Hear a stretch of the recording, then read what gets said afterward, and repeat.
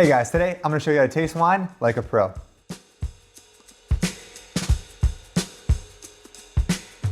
What's up guys, welcome back to Gents Lounge. I'm George. If you have not hit that subscribe button yet, please do that right now. It really helps us out. We are here every week talking about men's fashion, lifestyle, and today, how to taste wine like a pro. So this is something I didn't learn until later in life, and I really should have known it a lot sooner. So when I graduated college, I started going to a lot of these business dinners with my boss and his partners, and we were going to nice restaurants and they were drinking wine, and I literally knew nothing about wine, and I didn't know how to look at wine, I didn't know how to taste wine, I didn't know what I was doing, but I did watch what my boss was doing and what other people were doing, and I kind of just tried to mimic them and play off like I could look at a glass and be like, oh yeah, good legs on this one, and I'd say things I heard in movies and heard on television.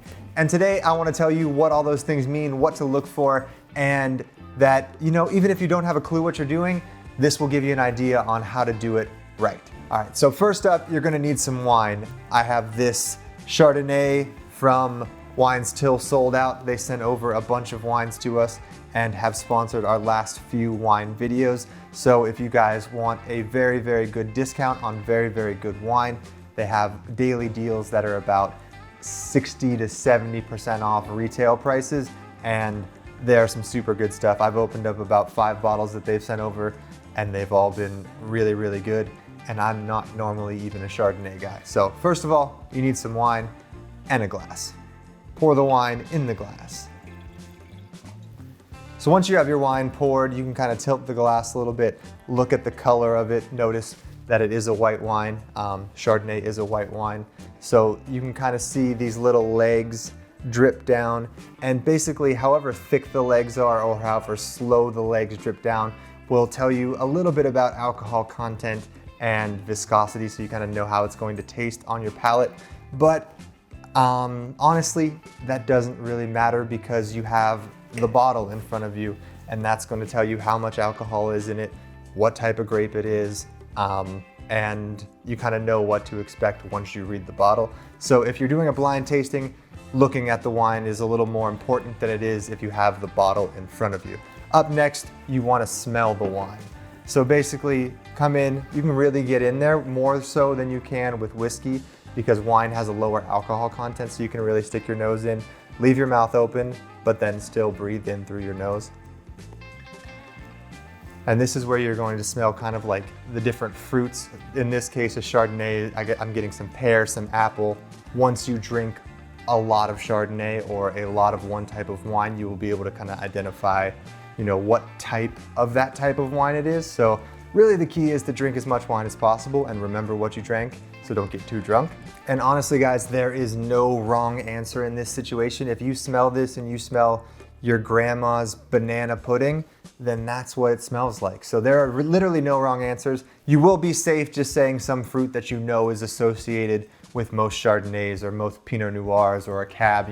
You can say like dark cherries with a Cab or apples and pear with a Chardonnay, and pretty much mostly any white wine, and no one will really bat an eye at it. But if you want to be honest and actually try to smell things and relate them to things in your life, I think that's 100% better and a lot more interesting because you'll have something to talk about with the people you're tasting with. So remember guys, there is no wrong answer. Now moving on to the most important part of how to taste your wine, actually tasting your wine.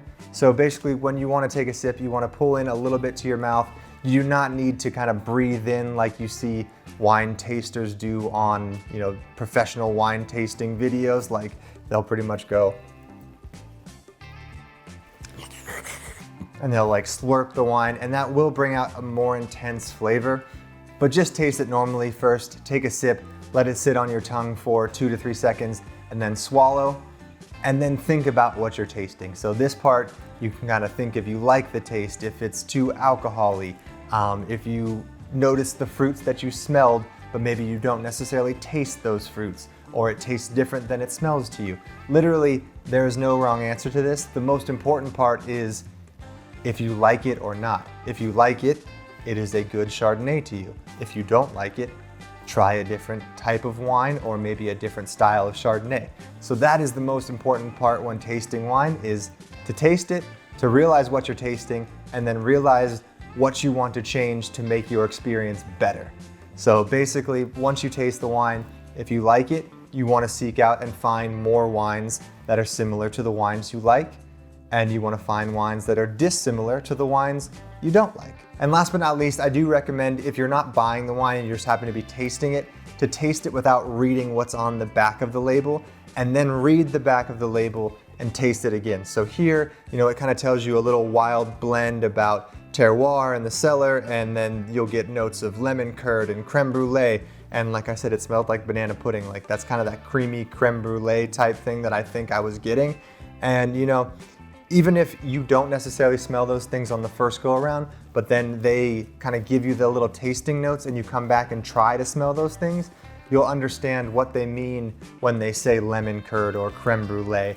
So that pretty much wraps up the video. That was a very honest and genuine way to taste wine. This will get you through any business dinner, even if you have no clue what you're doing. Just remember to look at the wine, smell the wine, taste the wine, and if you like the wine, it's a good wine. If you don't like the wine, move on to the next wine. So leave me a comment down below what you'd like to see in this wine series. If you want to learn, the best types of wine to try, my favorite brands, how to order off a wine menu. We could pretty much do this all day, like 6 ways to open wine. That would be very exciting actually. But let me know. Once again, thank you to Wine Still Sold Out for sponsoring all of our wine content.